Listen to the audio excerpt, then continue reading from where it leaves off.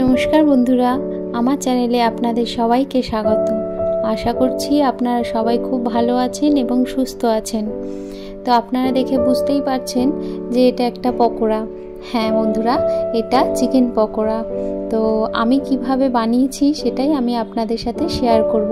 আপনারা সবাই তো চিকেন পকোড়া বানান আপনাদের সবার মতন করে, আর আমি কিভাবে আমার ঘরের বাচ্চার বড় সবার জন্য আমি বানাই, তো সেইটা আমি আপনাদের সাথে শেয়ার করতে এসেছি। তো পুরো ভিডিওটা আমার সাথে থাকুন আর দেখতে থাকুন। আশা করছি রেসিপিটা আপনাদের খুব ভালো লাগবে। একদম ইউনিক স্টাইলের চিকেন পকোড়া, আশা করছি আপনাদের ভালো লাগবে। আর এই ভিডিওটা দেখতে গেলে আমার পুরো ভিডিওটা আমার সাথে থাকতে হবে। তো চলুন দেখিয়ে দিই আমি কিভাবে বানালাম। প্রথমে চিকেনটাকে তো ভালো করে ধুয়ে রেখেছিলাম, আর ইউনিক স্টাইল বলতে এরকম বড় বড় করে পেঁয়াজ কেটে আমি পকোড়ার মধ্যে অ্যাড করেছি। তো জায়গাটা ছোট হওয়ার জন্য আমার এই জায়গাটাকে চেঞ্জ করতে হয়েছে, কারণ এতে আমি ভালো করে ম্যারিনেট করতে পারবো না। তারপরে দিয়ে দিলাম আদা বাটা আর রসুন বাটা। তো এই পকোড়াটা খেতে বাচ্চা বড় সবাই খুব ভালো লাগবে, আপনারা বাড়িতে ট্রাই করবেন। আর দিয়ে দিলাম স্বাদ মতো নুন আর 2 চামচ হলুদ গুঁড়ো,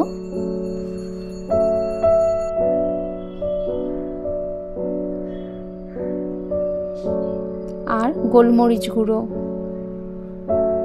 তো গোলমরিচ গুঁড়োটা আপনারা স্বাদ মতন দেবেন, কারণ গোলমরিচের ঝালটা খুব লাগে। আর দিয়ে দিলাম পাতি লেবু। তো আমি এখানে 3টে পাতি লেবু অ্যাড করেছি।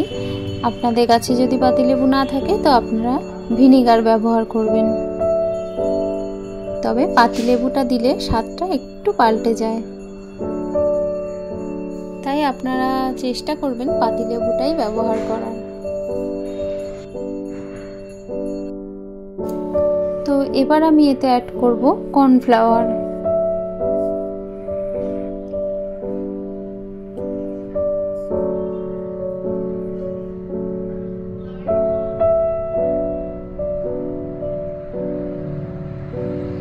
এরপর আমি 4টে ডিম এতে ভেঙে দিয়ে দেব। তো আমি এখানে 4টে ডিমই ব্যবহার করেছি। আর কর্নফ্লাওয়ার আমার আরও লেগেছিল, তো পরে সেটা আমি দিয়েছিলাম।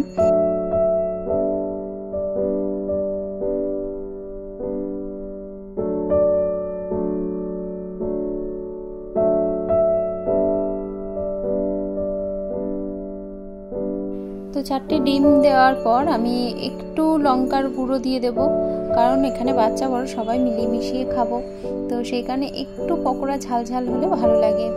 আর তারপরে একটু ধনেপাতা কুচি এইভাবে দিয়ে দেব, আর পেঁয়াজ বাটা। তো ধনেপাতা এইভাবে কুচিয়ে আর পেঁয়াজটা কুচিয়ে আপনারা যদি পকোড়াটা করেন তো দেখবেন এর টেস্ট অনেকটাই বেড়ে গেছে। আর সন্ধেবেলার জলখাবারে যদি চা বা কফির পাশে এইরকম একটা পকোড়া থাকে তাহলে তো জমেই যায়। এরপর একটু গরম মশলা গুঁড়ো দিয়ে ভালো করে ম্যারিনেট করে এটা 1 ঘন্টা ফ্রিজে রেখে দিতে হবে। তো 1 ঘন্টা পর ফ্রিজ থেকে বার করে এটাকে ভাজতে হবে। এটা 1 ঘন্টা যদি ফ্রিজে রাখা যায় ভালোভাবে সেট হয়ে যায় পকোড়াগুলো। আপনারা যারা করেন তারা তো নিশ্চয়ই জানবেন। তো এরপরে আমি ভাজতে শুরু করে দিয়েছি 1 ঘন্টা পরে। আপনারা অবশ্যই বাড়িতে এই রেসিপিটা ট্রাই করবেন। আর রেসিপিটা আপনাদের কেমন লাগলো সেটা কিন্তু কমেন্ট করে আমাকে জানাতে ভুলবেন না। রেসিপিটা ভালো লেগে থাকলে ভিডিওটাকে বরাবরের মতো লাইক এবং শেয়ার করে আমার চ্যানেলটাকে সাবস্ক্রাইব করে আমার পাশে থাকার অনুরোধ রইল।